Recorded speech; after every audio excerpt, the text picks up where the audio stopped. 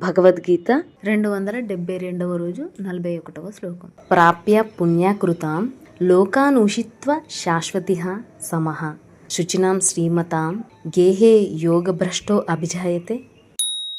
ప్రాప్య పుణ్యాకృతాం లోకాన్ ఉషిత్వా శాశ్వతిః సమః శుచినాం శ్రీమతాం గేహే యోగభ్రష్టః అభిజాయతే. యోగభ్రష్టః యోగభ్రష్టుడు, పుణ్యాకృతం పుణ్యాత్ముల, లోకాన్ లోకములను, ప్రాప్య పొంది, శాశ్వతిః అనేకములైన, సమః ఏండ్లు, ఉషిత్వా ఉండి, శుచినాం సదాచారవంతులైన, శ్రీమతాం సంపన్నులైన, గేహే గృహమునందు, అభిజాయతే పుట్టుచున్నాడు.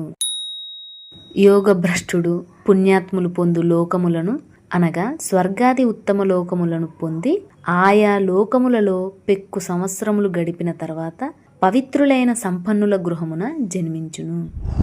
A person who has abandoned yoga attains the worlds attained by the virtue, that is, the best worlds of heaven, and after spending many years in those worlds is reborn in the home of the virtuous and wealthy.